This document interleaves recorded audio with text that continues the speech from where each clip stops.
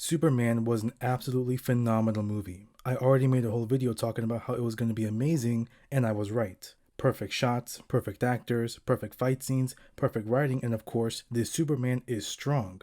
Though James Gunn said that DCU Superman was going to be a bit weak, he's actually on the higher end of the power scaling for the live action Superman, rivaling that of even DCEU Superman. So besides gushing about how good the movie was, I wanted to scale how strong he really is. That's what you guys wanted in my poll too. So let's get into how strong DCU Superman is. Superman was stated to be the most powerful metahuman, and the term metahuman applies to characters with abilities, even characters like the Green Lanterns and the Blue Beetle. He's been stated to be the most powerful metahuman in the opening scene, along with James Gunn confirming it. It seems that Superman has been active for a while at this point. 3 years, and it was confirmed that the first scene, with his loss from the Hammer of Baravia, was the first time he had ever lost a fight, meaning he's of course beaten every single opponent before. And speaking of that, we can go a bit into the prequel content, Krypto's comic and the prequel novel. We have scenes of Krypto and Superman throwing around meteorites, and in the novel, Superman has torn through Lex's titanium tanks, as well as taking fully powered energy blasts from them, along with beating Metallo. He had the cybernetic body but was then enhanced with kryptonite. Even with this, Clark still beat Metallo. Even after years of Lex, an incredibly brilliant scientist, studying Superman to the point of having thousands of moves specifically for Superman, Superman has always been able to stand toe-to-toe with whatever Lex threw at him, besides the Hammer of Baravia, which was actually Ultraman, a genetic clone of Superman who was stated to be in fact stronger than him. However, we saw that the main reason Lex and Ultraman were able to fight and beat Superman was because of Lex's techniques and the cameras, using the cameras to determine which move was best to fight him. But after Krypto was able to destroy the cameras, Superman was able to fight more on par with Ultraman, who, like I said, is physically superior to him. Though James Gunn said that this Superman was going to be a bit weak, from what his strength feats show, he really isn't, even comparing him to other versions of Superman. Superman, a bit early on into the movie, was able to outscale the kaiju, whose kinetic energy output for its size is around building level, and the whole time Superman was holding back, trying to minimize collateral damage and even trying to minimize damage to the kaiju. He was also able to take his fire breath, which was calced at building level as well, and the scene of Superman throwing a water towel at it was calced at large building level too. There's also his fight with Metallo in the novel, as Metallo lifted and threw a large metal ball that was stated to be 15 stories high and weighing tons. He chucks it at Superman, who just casually catches it and sets it down. Assuming the ball was made of steel, it would have weighed around 220,585 tons, and the force would have been 5 tons of TNT or large building level. Already casually large building level for Superman again. I have another feat for Superman that actually puts him way higher than this.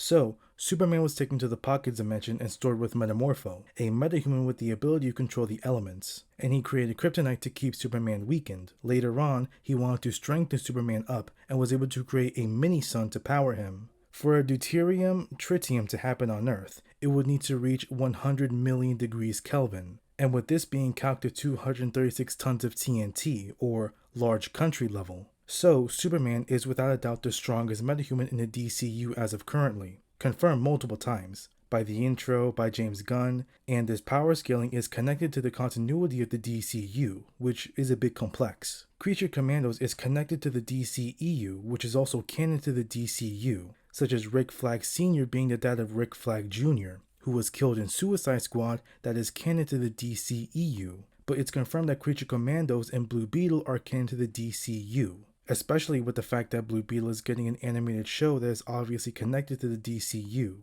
Also Peacemaker. But why do I bring up Blue Beetle? The scaling.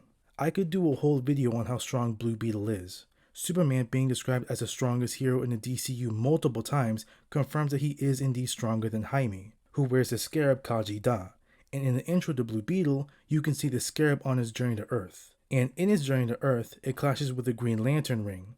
The collision sends the scarab crashing directly through a planet. Now, it didn't just collide into the planet like a meteor, it shot completely through the planet, utterly decimating it, not even resembling a sphere anymore. That's how badly it destroyed the planet.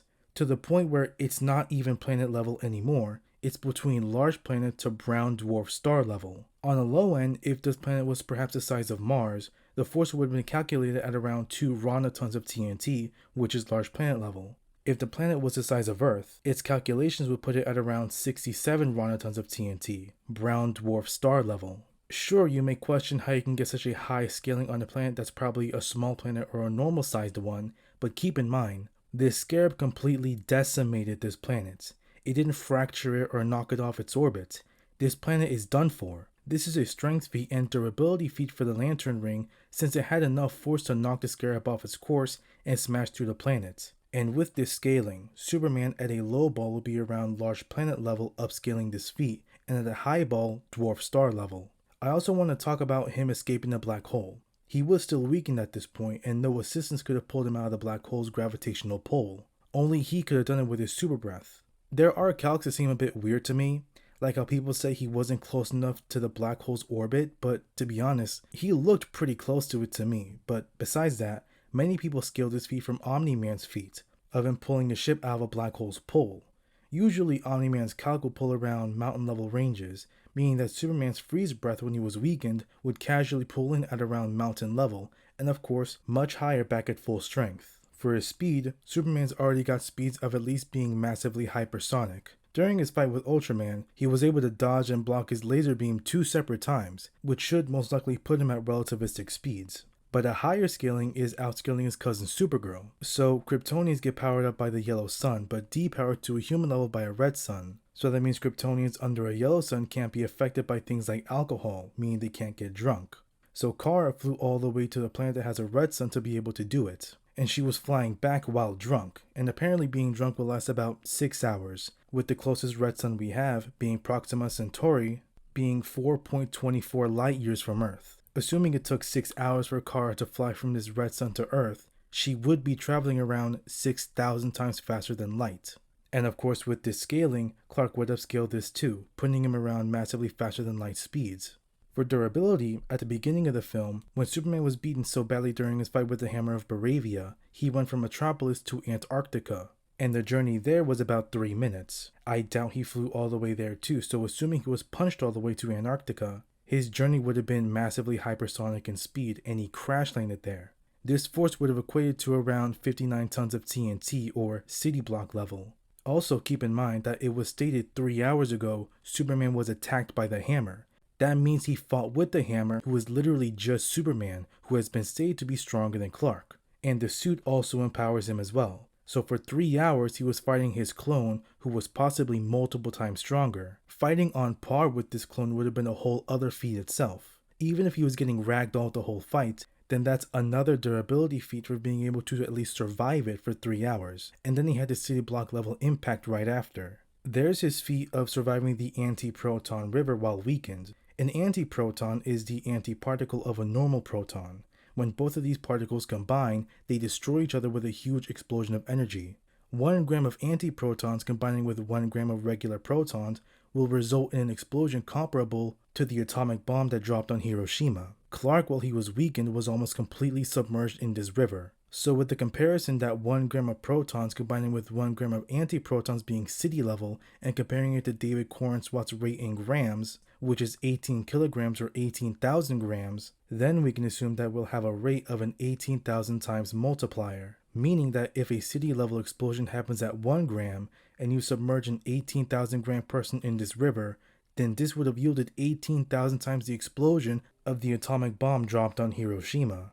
The atomic bomb that dropped was Little Boy, an atomic bomb which had the force of 15,000 tons of TNT or 15 kilotons. So multiplying this 1 gram of the collision as 15,000 tons and multiplying it with David's weight being 18,000 grams, this most likely would have been up to 270 million tons of TNT, or 270 megatons of TNT, which I think this should place this weakened Superman at around mountain to large mountain levels of durability. But this feat is a bit tricky, since it's not like a conventional explosion and he survives the blast. I mean, he's already been shown to survive similar. This is more of a feat that makes him immune to atomic destruction, since that's what a collision with antimatter and regular matter does. It destroys it. Keep in mind, many of these feats are when Superman isn't at full power. He got mangled by the Hammer and was restored to around 83% strength, and continued on his fight with him. He of course had time to heal fully in between fights and was full powered when he went to the prison realm, but for hours, or I think days, he was subjected to Metamorpho's kryptonite.